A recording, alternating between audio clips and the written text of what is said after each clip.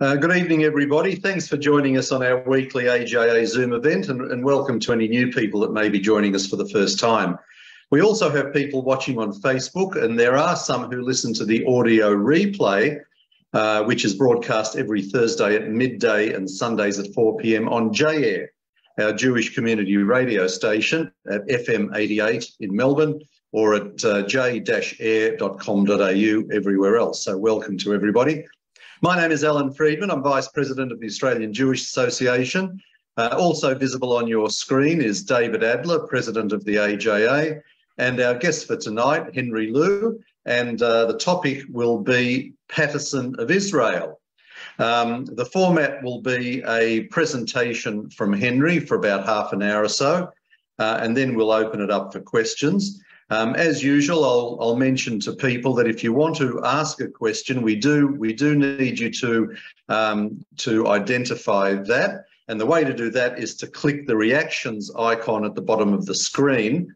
That lets us know that you want to ask a question because we need to give you the option to unmute. If you want to place written questions on the chat, you can do that. And Robert Gregory, our Director of Public Affairs, will read some of them out during question time. Now, the anniversary of the Battle of Beersheba, with its famous charge of the Light Horse Brigade, takes place in a few days' time. And most of us will have heard of Lawrence of Arabia, a British soldier who became renowned for his role in the Arab Revolt, 1916 to 1918, and then the Sinai and Palestine campaign from 1915 to 1918 against the Ottoman Empire during the First World War.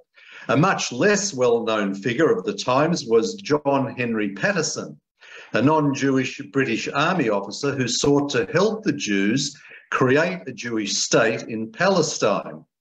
He was involved with such major figures as Vladimir Jabotinsky and Trumpeldor. Patterson of Israel, as he is known, is the title of a book authored by our guest tonight. Dr. Henry Lew is a retired ophthalmic surgeon who has written 8 non-fiction books on subjects including art, journalism, and Holocaust memoirs. To tell us the story of Patterson of Israel, we're delighted to have Henry with us tonight. Henry, thanks for joining us and welcome to our AJA Zoom events. Thank you very much. My pleasure. Look, let me introduce myself as a son of Holocaust survivors, born shortly after his parents arrived in Australia. Throughout my schooling, I was therefore repeatedly exposed to stories of the first ANZACs at Gallipoli. Yet I was never taught about my subject today, Lieutenant Colonel John Henry Patterson, an internationally renowned soldier and author who had led Jewish troops at Gallipoli and accompanying the Anzac Light Horsemen in Palestine. My interest in Australian military history was further stimulated as a result of my 47 years' work as a medico. 42 in ophthalmic surgery and 28 as a senior ophthalmic surgeon to the Repatriation General Hospital Heidelberg. I may possibly have done more ophthalmic procedures on World War II veterans than any other doctor in Victoria. When I did my first stint at the Repat, the last 6 months of my ophthalmic training, I was expecting my patients to be the roughest, toughest ones I'd ever met. But to my surprise, they were the gentlest, kindest ones. I soon got to love these gentle guys who had fought against Adolf Hitler and his allies, and I rapidly began to appreciate a similarity between them and Holocaust survivors. They all suffered post-traumatic stress disorder to some extent, and all they wanted was to be able to put the past behind them and get on with the rest of their lives. Like Holocaust survivors, they were most reluctant to discuss their war experiences with their children. So let me just start the story briefly by telling you of Stan and Billy. Stan, a giant of a man, was one of the few angry, aggressive ones who I imagined would have no friends, whereas Billy, a tiny fellow, was jolliness exemplified. So imagine my surprise when I went to call Stan into my room to see Billy, who I had never met, cuddling and kissing him in the waiting room. Billy turned out to be my next patient. I commented that he was a friend of Stan. He replied that Stan was his best mate on the Kokoda Trail. He then confided a military secret that even General Sir Thomas Blamey didn't know, that Stan was the best Australian soldier ever since 1788. When the war started, Billy confessed to being a 16-year-old hooligan who decided to lie about his age, join the army, and hopefully be sent up north to have fun shooting Japs. He said he had 6 weeks basic training. All he learned was how to play the bugle, and then he was shipped up north to the Kokoda Trail. He said that the Kokoda Trail was like the best university. Your brain matured 20 years in 6 weeks. By then I realised that I hadn't been sent there to have fun shooting Japs. I'd been sent there so that Japs could have fun shooting me. It was then that I met Stan, and I quickly realised that my only chance of survival was to stand behind him and copy every movement he did. If Stan dived to the right, so did I. If Stan dived to the left, so did I. If Stan hid behind a log, so did I. If he lifted his head above it, it was safe for me to do likewise. And that's the only reason, Doc, that I survived the war, met my wife, had children, and that now I have grandchildren. So whenever I see Stan at the RSL, at ANZAC Day celebrations, or at hospital outpatients, the first thing I do is run up to him and give him a cuddle and a kiss. So imagine my surprise when many years later, Billy developed dementia and his daughter brought him in to see me. She asked to speak to me while he sat outside, and when I raised the question as to his wonderful friendship with Stan, she replied, "Who's Stan? I've never heard of him. Dad's never spoken to us about the war." So I thought that'd be a nice introduction for you. Most people today have never heard of Patterson because he was deliberately written out of World War I history by Field Marshal Edmund Allenby, the Supreme Commander of the British Middle East and World War I forces, by David Ben-Gurion, Israel's first Prime Minister, and by the Australian journalists Bean and Gullett, Bean being a fierce anti-Semitic opponent of Sir John Monash. By Allenby because Allenby was an anti-Semitic opponent of the Balfour Declaration, who wanted an Islamic state in Palestine and who arranged for the American filmmaker Lowell Thomas to make a movie titled With Allenby in Palestine and Lawrence in Arabia, which was shown to millions of people in New York, London and Paris in the aftermath of the war, making Allenby the pin-up British general of World War I and Lawrence into a legendary cult figure based on a story which was 90% fiction. Remember that. By Ben-Gurion, because Ben-Gurion hated Vladimir Jabotinsky, who was Patterson's second in command in the 38th Royal Fusiliers. The Jewish Legions were named the 38th, 39th and 40th Royal Fusiliers.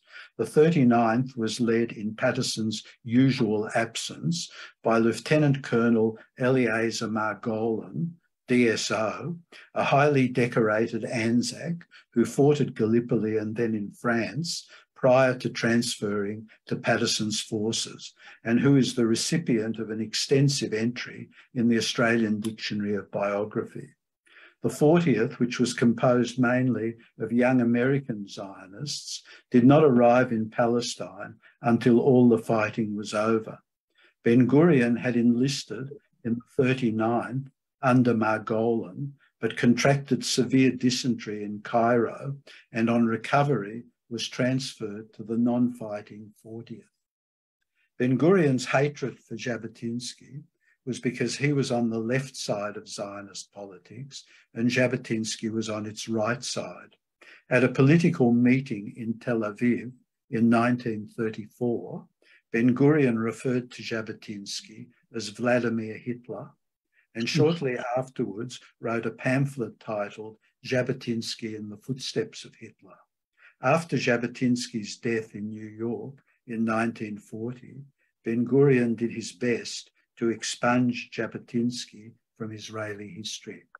From 1948 to 1963, as Prime Minister and Mapai Party leader, he repeatedly refused to allow Jabotinsky's remains to be buried in Israel. This finally occurred in 1964, a year after Ben-Gurion left office. By expunging Patterson with Jabotinsky, Ben-Gurion hoped to ensure that Patterson's memoir, a book with countless references to Jabotinsky, which doesn't mention Ben-Gurion at all, would never become a bestseller in Israel.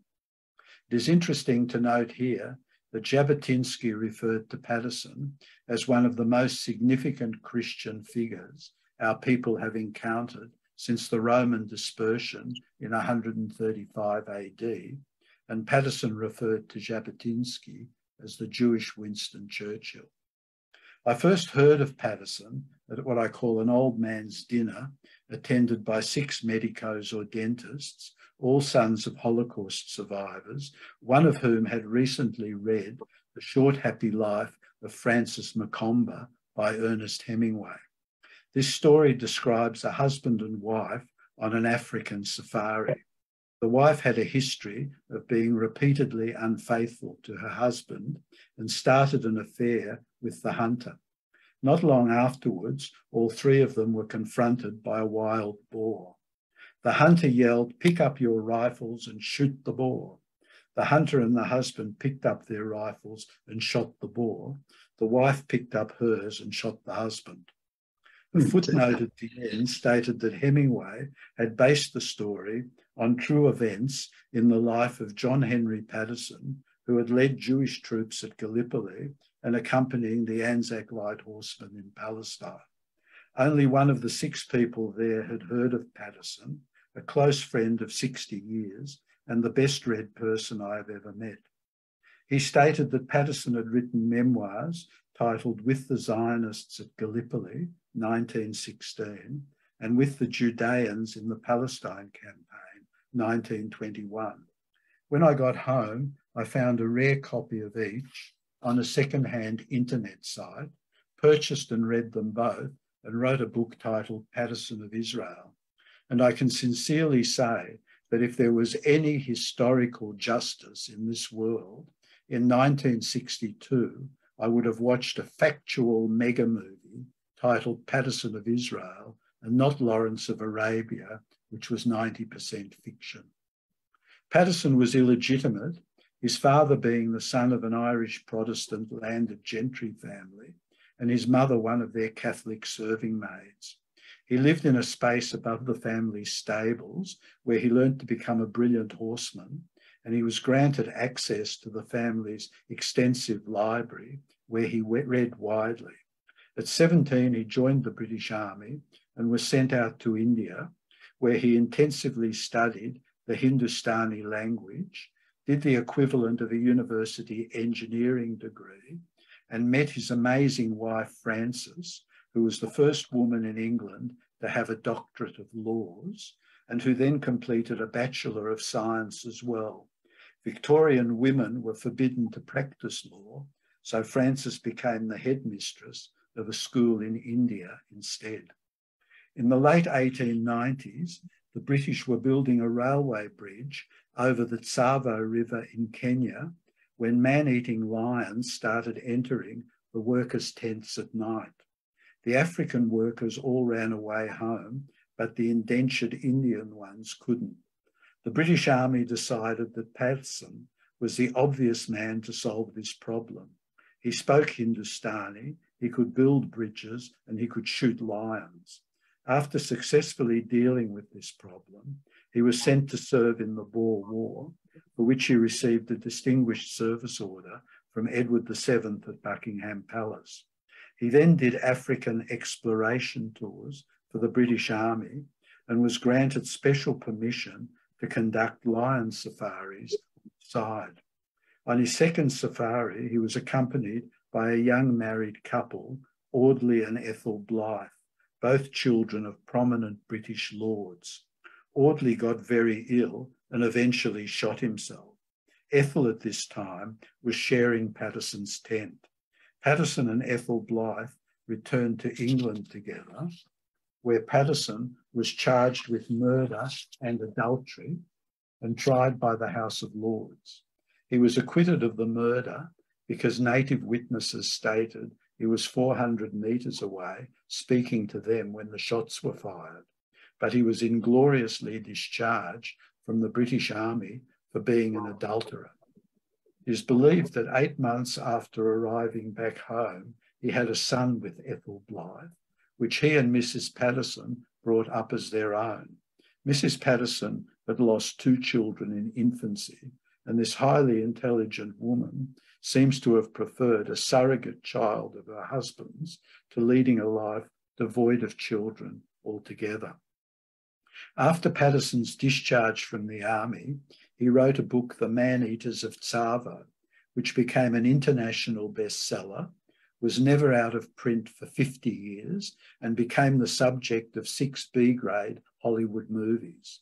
As a result of having read this book, President Theodore Roosevelt invited Patterson to the White House, after which they became lifelong friends. Nowadays, these taxidermal lions are on view at a Chicago museum. When World War I started, Patterson offered his services to the War Office, but was rejected. He then took himself to France at his own expense to offer his services there, and was rejected again.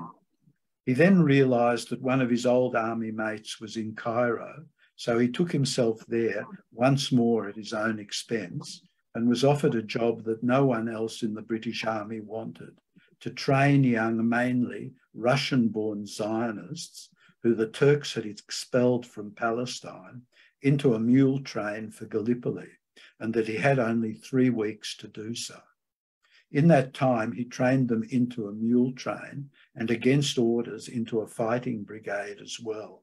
And he soon became so impressed by their intelligence and bravery in the field that he became an active, lifelong devotee of their Zionist cause. He even went so far as to say that Joseph Trumpeldor, his second in command, despite being one-armed, was the bravest and best soldier ever to serve under him in the British Army. At Gallipoli, his troops took food, water and ammunition from the ships to the front. If necessary, they would jump into and man empty trenches until reinforcements arrived, and they would also take wounded soldiers back to the ships. We were all taught about Simpson, who perished after 3 weeks at Gallipoli, and his donkey, but no one ever mentioned Patterson's mules, who were there for the entire duration. In the Palestine campaign, Patterson's troops captured the Esh-Shirt ford over the Jordan River, which helped General Chauvel's light horsemen to bypass Ottoman troops, cutting off their supply chains and forcing them to surrender in their thousands to troops behind his men, while they were rapidly galloping on to Damascus, and enabling General Chaytor's light horsemen to do exactly the same whilst his men were rapidly galloping on to Amman, resulting in extraordinary victories for both of these ANZAC divisions. Throughout his time in Palestine, Patterson was abhorred by the numerous examples of anti-Semitism which the British Army meted out to his men, and he fought back against this at every opportunity. This resulted in him becoming the only lieutenant colonel in the British Army at the start of the war not to be promoted during the course of it. He especially praised the ANZACs for being good mates to his men and for not behaving in this way. The real importance of Patterson's buried under the carpet of history story today is that it reveals the origins of what is referred to as the Israel-Palestine conflict and explains why it has never been peacefully resolved. This is because rigid Wahhabi Islamist theology, which dates back to the 18th century and which the PLO endorses, states that the Quran and the Hadith, the sources of Sharia law, are of the opinion that any land which has been subject to Islamic rule must remain so until the Judgment Day, and that rule over such land must never be transferred back to other religions or prior indigenous peoples. The current conflict therefore started in 1920 when British Christians started to rule the land. Haj Amin al-Husseini, the father of Palestinian nationalism, had only wanted a Palestinian state with Jerusalem as its capital as his third choice, preferring for it to remain an Ottoman province with Istanbul as its capital. He actually enlisted in the Ottoman army in World War I to personally help this happen, or as a second preference for it to be a province of a pan-Arabic state ruled by King Faisal from Damascus. However, when British Christians took over rule of Palestine and the other options were no longer possible, the only way he could see to get Palestine back under Islamic rule was to create chaos by killing Christians and/or Jews. Field Marshal Edmund Allenby, however, was against the Balfour Declaration and wanted an Islamic state in Palestine. And at least one of his officers, Colonel Bertie Waters Taylor, conveyed this fact to al-Husseini to encourage him to leave the British alone and to engage in pogroms against the Jews instead. If al-Husseini went ahead and did this, the world would soon see that a Jewish state in Palestine was not a viable possibility. Furthermore, al-Husseini was also well aware that many of the Christians wore khaki and carried guns, so at that time he followed Colonel Bertie Waters Taylor's advice and chose to kill Jews by instigating numerous pogroms throughout the 1920s and 30s, including major ones in Jerusalem twice, Petah Tikva, Jaffa, Sfat, and Hebron, as well as other smaller ones. It is very important to state here that Waters Taylor was General Bowles's Chief of Staff, and that Bowles was Field Marshal Allenby's Chief of Staff. So it's not hard to guess where these orders came from. In 1936, al-Husseini finally decided to stage an Arab revolt against the British as well. And when the British authorities issued a warrant for his arrest, he ran away to Germany, where he gave radio broadcasts for his good friend Adolf Hitler, encouraging Bosnian Muslims to join the Waffen-SS. He absconded from Germany to Egypt after the war to prevent the Allies prosecuting him as a war criminal, and whilst there set up a Palestinian government in Gaza until 1959, remember that date, when Nasser forced him to quit Egypt for Lebanon. He could not become leader of the newly formed PLO in the early 1960s because of recently available worldwide television and the incredible publicity it generated with respect to the capture, trial and hanging of Adolf Eichmann from 1960 to 1962. The world at that time would never have accepted any organisation which had one of Eichmann's best mates as its leader. In 1948, the Palestinian-British Christian conflict became a Palestinian-Israeli Jewish conflict with the establishment of the State of Israel.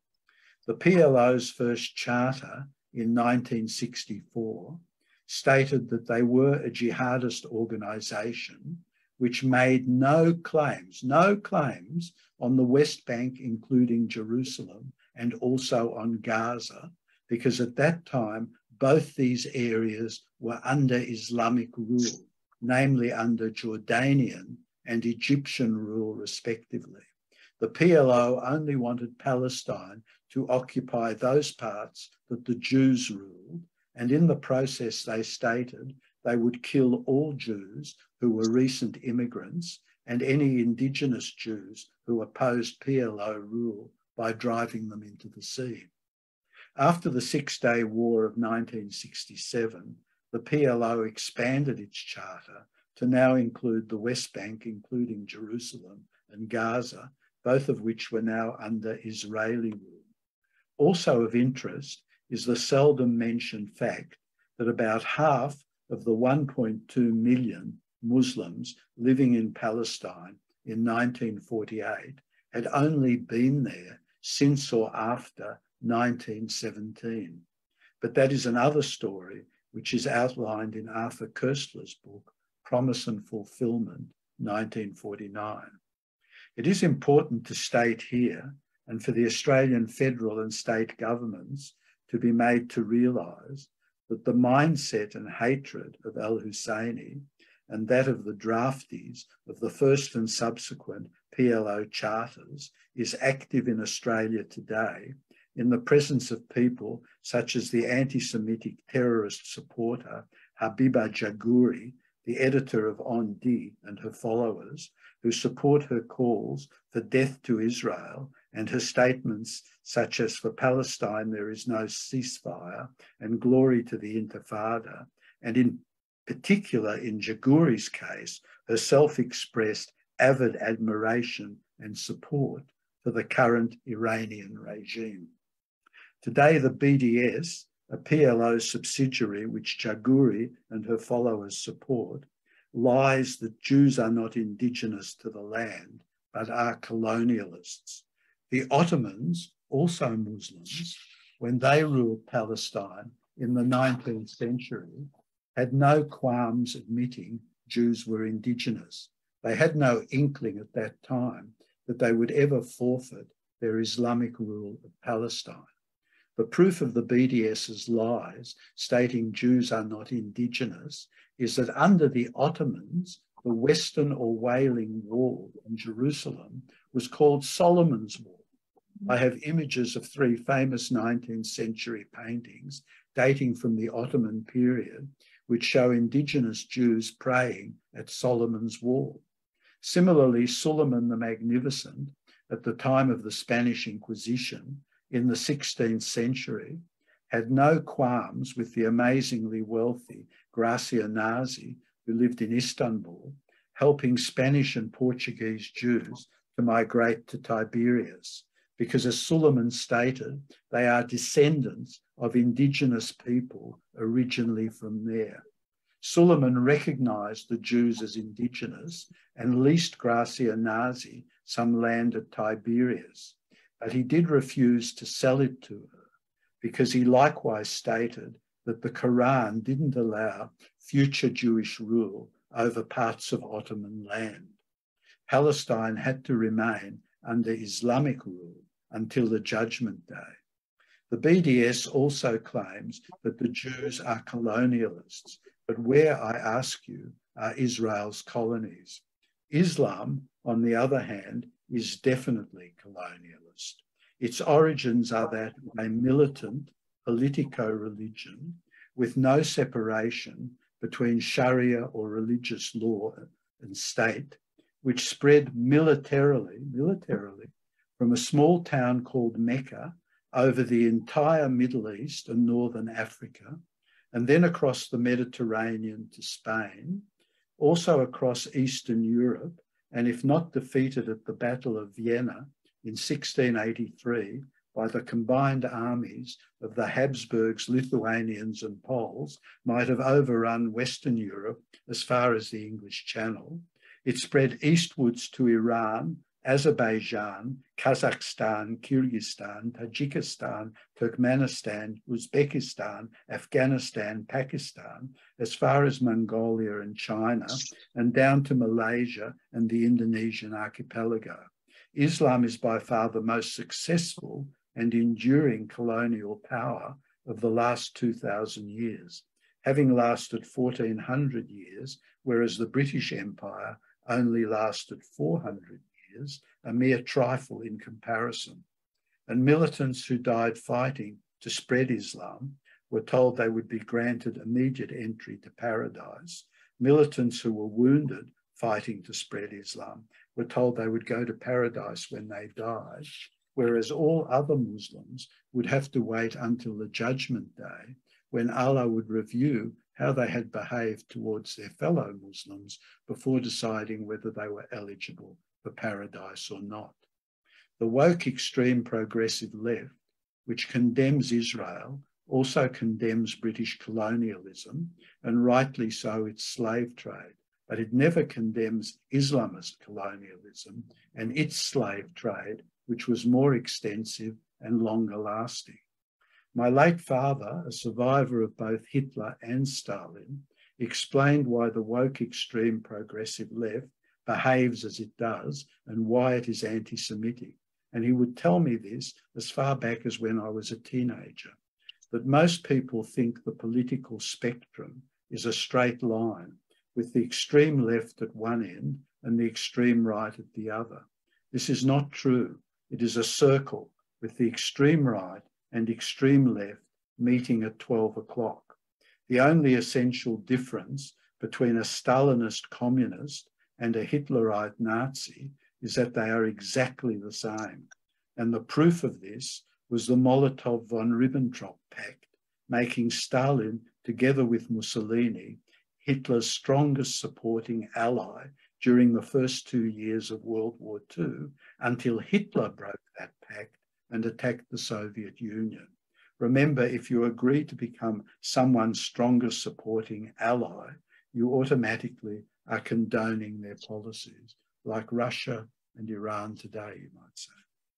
As regards the BDS describing Israel as an apartheid state, let me inform you that in Israel, an Arab judge sitting on the Supreme Court sentenced a former Prime Minister Olmert and a former President Katsav to jail sentences. How could this ever happen in an apartheid state? Furthermore, are you familiar with Imam Muhammad Tawhidi of Adelaide, the author of The Tragedy of Islam, who stated a short while ago, "We built a mosque on their Solomon's temple, yet they're the invaders." How does that make any sense? Happy Jerusalem Day to its lawful owners and chosen people. Tawhidi is a most interesting man because he started life as a radical in Iran and Iraq, learned a lot about how Islam is practiced there and became a modernist. And I'll just read you a few little comments from his book, The Tragedy of Islam. It is highly likely that you will one day hear that I have been murdered. I've lost the screen here. Is that okay? Yeah, no, we're just showing a slide while you're talking. Right, okay. And what you will read in the chapters discussing the difficulties with Islamic thought will most likely be new to you. This is because the Muslim institutions do not and will not translate certain parts of religious scripture to preserve and maintain the reputation of the religion. I have repeatedly called for my detractors within the Islamic clergy to nominate a qualified person to debate me publicly and to refute my statements if they can. More than a year has passed, yet no one has come forward. I'm sure this silence is because they know that such a debate can only expose the dark secrets they wish to conceal. The most chilling of these secrets is that the books they promote are the religious fuel that powers violent Islamic terrorism. So that's from Muhammad Tawhidi. The only way to achieve a peaceful two-state solution in Palestine is for the Palestinians to exchange their leadership group for more modern thinking, less radical people who think the same way as Imam Muhammad Tawhidi does, and not leave it to the BDS to spread propaganda reminiscent of Joseph Goebbels, who stated that if you want people to believe a lie, repeat it as often as you can. Look, I'm sorry for reading it, but I wanted to get through all that material. Okay, thanks very much, Henry. Now take a break while we mention a couple of things, and then we'll have some questions. If you're listening on J-Air, this is the Australian Jewish Association Zoom event, which we have every Wednesday night. Our guest tonight is Henry Lew, and he's been telling us about a figure from World War I times called Patterson of Israel.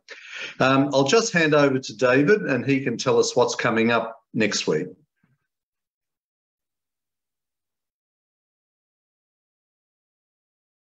David, you're muted, I think. Thank you. I was muted and also getting extra material from your message. Okay, the 1 minute advertisement starts now. As we always do, please at the end of the event, do something that actively supports AJA. Go to the website jewishassociation.org.au. Make sure you're following the Facebook. And we have started to announce a major new development within AJA, and it's item 4 on your screen right now. A 2.5-year project has resulted in all the approvals for a new entity in our structure called AJA Tzedakah. It is registered as a charity in the harm prevention category, and that really means fighting anti-Semitism. But as we all know, anti-Zionism is the new form of anti-Semitism. So it means that we can also, within that entity, do things that combat anti-Zionism and support Israel. So the pure political stuff will stay in AJA, and other things can go into AJA Tzedakah. I've put on the screen a BSB and an account number. Please make note of it. Donations to that account are tax deductible. They'll be used to combat anti-Semitism and other things in accordance with the rules of AJA Tzedakah. And finally, next week, we have the Director of International Relations of Regavim, Naomi Khan, a very powerful presenter. She'll be talking about developments in the Negev. They've recently released a report called Beduistan about the endemic illegal Arab building that's occurring in the Negev. And if you log in next week, be prepared for a shock or two. And finally, Alan has also asked me to mention a special event which is occurring on Sunday in Melbourne, in which we're involved in partnership with one of the major Christian organisations, SCAFI, Southern Cross Alliance, Friends of Israel, where the ambassador from Israel in Australia, Emir Maimon, will be the keynote speaker, and the details have been in AJA emails. We'll put it up on the website and the Facebook page also. And for people in Melbourne, that's this Sunday evening at which one? At Caulfield South. Yep. Central Shore. Okay, thanks, David. Now we'll go to some questions in a moment. Henry, I've just got a couple, and thank you for the presentation. It's a fascinating story. You started off by talking about how Patterson of Israel was written out of history, and I was thinking at the time, that's just absolutely terrible. How could that happen? And then I remembered we're almost seeing the same sort of thing happen these days with the whole cancel culture. I just wonder, were there other significant figures of the time who were similarly attempted to be written out of history? Well, I can't comment, sort of extensively, but for example, at the end of the whole campaign, Allenby organised a function in Egypt where he spoke, and he thanked all the foreign troops who had come and helped the British fight there. So, he thanked like Indians, and he thanked South Africans, West Indians, groups from the Himalayas up in Kashmir and places like that. The only group he failed to mention were the Jewish soldiers. And yet he seems to be regarded with in some sort of positive light. I would say, I mean, there's a street named after him in Tel Aviv. Do you think with there's a chapter in the book, a very short one, where I say that it's an absolute disgrace that there's a street named after him. The British named it after him. Yeah. Because remember, they were in charge from 1920 to 1948. And I actually say that it's time for that to come to an end and for the street to be renamed Patterson Street. Very appropriate. And just before we go to Ron, Hugh and Leon, Henry, does Patterson have any descendants that we know of? Yes. He has a grandson who arranged with the Netanyahu government to adhere to his requests in his will that one day he and his wife Francie be buried in a cemetery in Israel, a cemetery where a number of soldiers who were fighting with him in the war were also buried. And that happened in, I think it was about 213 or 214, that in fact happened. And there's now a Patterson museum there. It's close to Netanya on a moshav that a number of the soldiers that fought under him founded immediately after the war at a place called Avihail. And in the last few years, from about 2015 or 2016, there's been a Friends of Zion museum established in Jerusalem, which features Patterson to a large extent as well. Yeah. So he's had, recognition. He got a lot of support from Netanyahu because when he was with Jabotinsky in New York, he was with Jabotinsky when Jabotinsky died in New York, and Jabotinsky's secretary at that time was Ben-Zion Netanyahu. Oh. And so Patterson became very friendly with Ben-Zion. Yeah. And when Ben-Zion's first son was born, Jonathan Netanyahu, he was named Jonathan after the godfather at his bris, John Henry Patterson. Really? Yeah, this guy is not an unknown guy. As I sort of said, he was an internationally renowned soldier. He was an internationally renowned author. He had 6 B-grade Hollywood movies made after his book, The Man-Eaters of Tsavo. This was a very well-known person who was deliberately written out of history, whereas another guy called Lawrence of Arabia, who did virtually nothing except blow up a few railway lines in Saudi Arabia,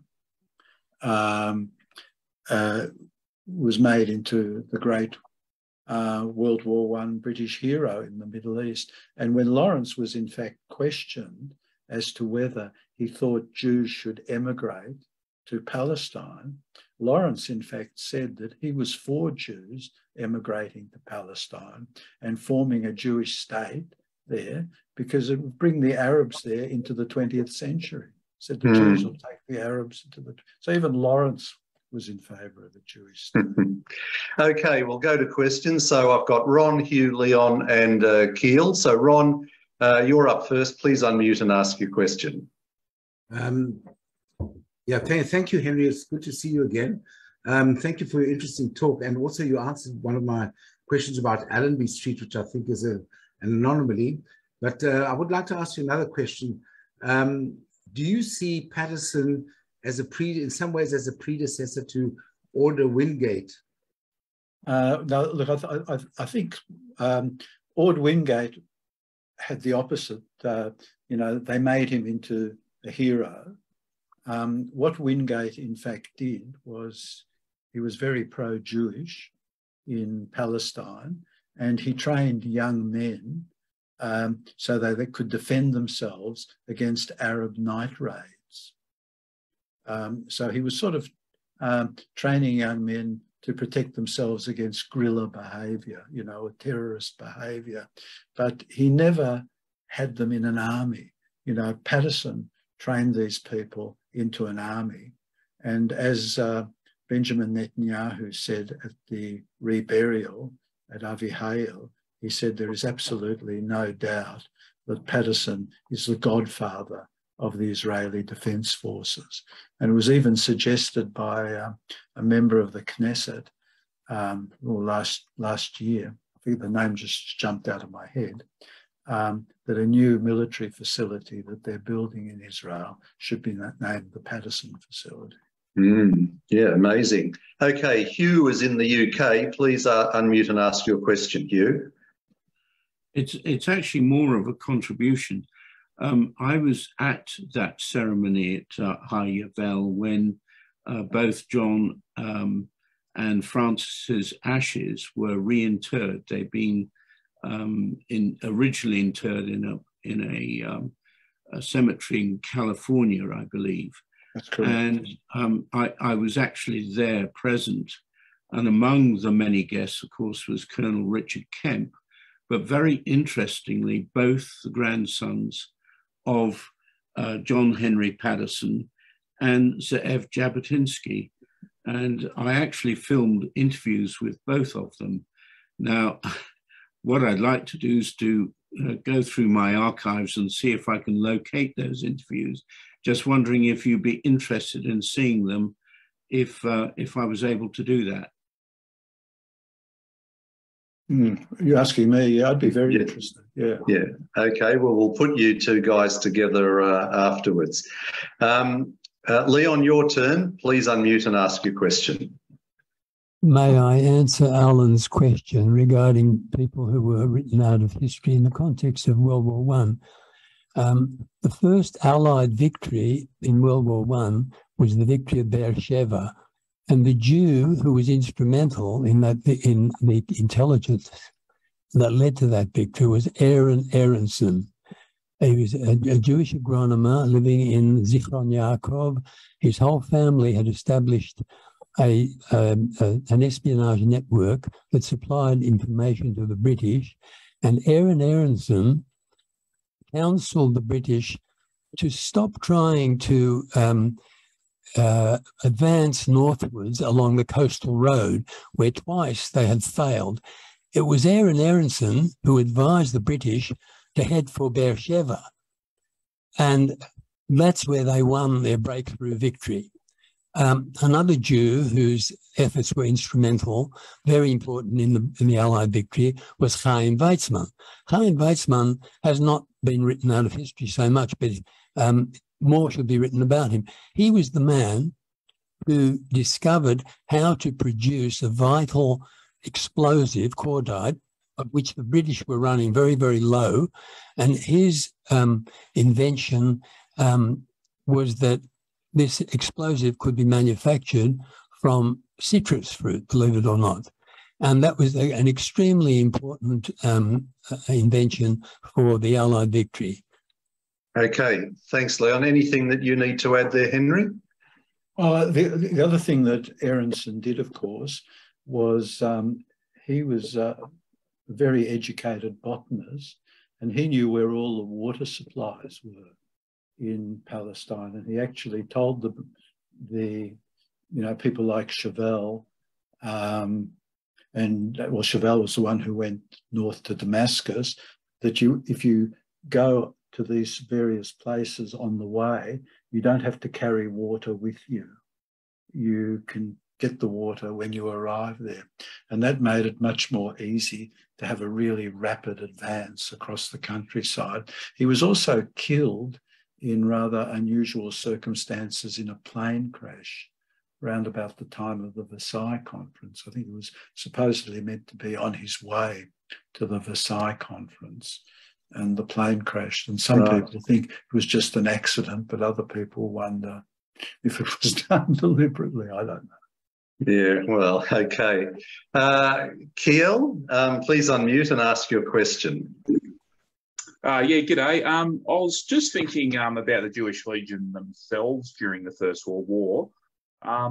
Just if anything had been sort of perpetuated in Israel or the UK, because they were part of the Royal Regiment of Fusiliers. you know, those casualties in the Jewish Legion would have been part of the regiment's 22,000 casualties, I think they had in the First World War. But just thinking about the Legion at the Battle of Megiddo, because I believe it was Edward Chaytor, who was the commander of the ANZAC Mounted Division, said the pressure they put on the forts and crossing the Jordan River, from memory, was what led to the no small part to the Allied victory there. So do you know if anything's been perpetuated in the Israeli Defence Force with associations to the Jewish Legion? Just thinking my own time in the Australian Army, you know, a lot of regimental history or traditions are passed down, or if anything in the UK had sort of been perpetuated within the regiment itself over there. So, yeah, sorry, thank you. Well, I personally have no idea. I have no idea. But there are certainly letters in the Australian War Memorial where General Chaytor really praises Patterson and his forces. And then the other thing that the British did was they sent Patterson and his men into the most mosquito-infested parts of the landscape. When their uniforms started to wear out and their boots started to wear out, and they requested from Allenby to get new uniforms and boots and things like that, other British soldiers got them, but not the Jewish soldiers. And in the end, Patterson had to go via a friend that he'd made at Gallipoli to help his men get their uniforms and their boots. Henry, how is Patterson remembered by the British these days? Well, I don't think he's ever been one of their heroes, you know, since the time that they drummed him out of the army. Like, they didn't want to take him back in World War I, even though he was a very highly decorated soldier with a Distinguished Service Order, who did amazing things in South Africa in the Boer War. Now, he just became, you know, a victim of this, because you've got to remember that the parents of that young couple who were on his safari were very influential people. One of them was one of the founders of ICI, and the other one was one of the owners of the company that made things like Gilbey's Gin. You know, they were both British lords. The girl, who presumably Patterson's son and grandson, she was presumably the mother of them. She left England and went to live in New Zealand. And in fact, the grandson was asked whether he thought Ethel Blythe was his real grandmother, or whether Frances Patterson was his real grandmother. And he gave the brilliant response that it really doesn't matter, because in either case, I'm impeccably bred. Well, I mean, the fact that he was illegitimate would have been a stain that he would have had to carry forever in those days, and that would have been quite a dreadful thing to happen to somebody. We tend to think it's not such a big deal these days, but back then it would have been very significant, wouldn't it? True, yeah. Ron just put a question up. Did Patterson ever get support from his church? Do we know anything about that? No, I know nothing about that. No. I just wonder whether the church may have taken that puritanical view and not embraced him, perhaps. We don't know. Well, he had a reputation for being a bit of a ladies' man. Okay. But he stayed with his wife and lived happily with her. Yes. And then, you know, till they both died. Yeah. Joe's got a question. Please unmute yourself, Joe, and ask your question. Yes, I'd like to ask about the San Remo resolution by the Supreme Council. How well is that remembered in history? And has that been written out of history similarly? It seems like that has been, sorry about that, it seems that this document is indeed a preeminent document that should be spoken about. It doesn't seem to be spoken about at all. What are your thoughts, Henry? Well, I'm not actually familiar with it, I don't think. Yeah, well, the San Remo, well, the meeting was very, very famous. Okay, that's Hugh, really Hugh could probably comment on that if you want to comment on it. Hugh, do you want to jump in and put your hand up and you can make a comment about the San Remo? Just while if Hugh's doing that, Henry, where did Patterson spend his final years? It sounds like it was America. Yes. How old was he when he died? Well, 1867 to 1947, so he was about Right. 80. Yes. And yeah, he was in America from about, I think it was 1939 or 40 onwards. He went there because Jabotinsky was there. You've got to realise, and it's not something that gets, terrible publicity, but I think it's fair to say that if you had spoken to Jabotinsky in 1940 and asked who his best friend in the whole world was, he'd say Patterson. And if you spoke to Patterson in 1940, he would have said Jabotinsky. Right, they're obviously very close. Yeah. Okay, Hugh, do you want to just tell us a little bit about the San Remo conference? Yes, well, you're right, Henry. The records of it were buried for a very long time. And it was a Canadian lawyer called Howard Grief who unearthed the minutes of the San Remo conference in the mid-1980s. He unearthed them in the National Archives in Kew. And then people like Jacques Gauthier gave it a lot of publicity as well. And it was really around 2010, 12 years ago, when the European Coalition for Israel held a conference at the Villa Devachan in San Remo that it started to become prominent. And today there is a campaign within Israel to have a Yom San Remo Day, which in the English calendar, funnily enough, is on the same day as ANZAC Day, 25th of April. And the San Remo conference, or the San Remo resolution, actually happened on the 5th anniversary of the Gallipoli landings, but it is now becoming much more prominent in history because of the work of these men. And of course, we've, in Whose Land, the documentary that I'm doing, we have covered that quite extensively.